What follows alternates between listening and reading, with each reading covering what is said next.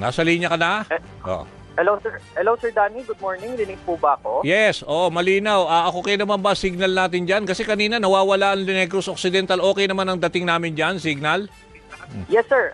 Okay po yung pasok. Loud and clear po yung pasok mo dito. Okay, ano nga, pakibigyan mo nga ako ng konting sitwasyon dyan sa lugar ninyo kasi yung Negros Occidental, signal number 4 din, Brian, di ba?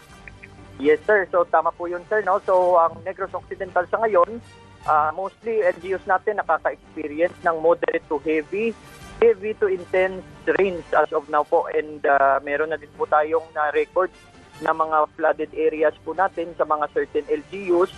At meron na din po tayong record na din po ng mga rain-induced landslides, uprooted trees, and unpassable road po due to obstruction. Wow. Pero ibig sabihin, meron ba kayong kuryente? Kasi kung ganyan na uproot yung mga puno at saka yung mga poste ba bumagsak ng Meralco or whatever, yung electric cooperative? Yes, tama po yun, sir. No? So, power supply po natin, meron pong mga power interruptions sa ibang LGUs po. Total blackout. Yung iba naman po, certain areas lang yung nawalan ng kuryente. And as of now, sir, no, yung communication lines namin, yung mga signal, medyo slightly interrupted. Meron talagang mga local DRRMs na nahihirapan din po na mag-contact sa amin due to signal loss po. Oo, pero sabi mo kanina, meron pa rin mga flooded areas. As of now, ilang bang barangays ang apektado dyan na talagang binaha? So, with the total number of barangays, sir, no, or specific areas, wala pa po tayong record. Pero LGUs lang po, meron po tayong record na binaha na po, no, mga more or less 5 LGUs na po ang nag-report na meron po silang flooding incident. Okay, 5 LGUs. Marami rin barangays yan. So marami ho ba tayong mga inilikas na dahil nga binaha yung bahay nila, nasira? So they are now at sa mga evacuation o temporary shelters? Yes po.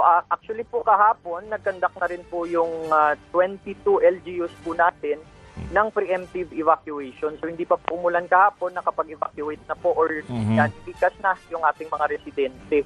So as of now, meron po tayong 3,413 families or 12,649 individuals na nasa loob ng ating mga evacuation centers. At i-expect po natin by 11 a.m. na update na naman ni Dromic Report, tataas pa po yung bilang ng mga IDPs natin. Pero ngayon ho ba, habang nag-uusap tayo, kamusta na ho ang lagay ng panahon dyan sa Negros Occidental? Medyo malakas pa rin po yung ulan. Nararamdaman nyo pa ngayon? Oo. Yes, sir. Yes, sir. And as of now po, according din kay Pag-asa, is yung mata or center ng Bagyong Titino ay nasa in-between coastal waters na ng Panay at Negros Occidental. So yung extension of rain bands niya po dito pa rin po sa amin, which is nagkukos po ng heavy to intense rainfall dito sa Negros Occidental. Bali sabi mo may mga unpassable na mga kalye at ano ho ba to? Siyempre hindi nyo pa malilinis yan habang nananalasa pa ho si Bagyong Tino, di ba, Brian? Tama po. So meron po tayong mga unpassable roads due to nag-overflow na rivers. Meron din po tayong mga natumbang kahoy which is nag-cause ng blockage ng road.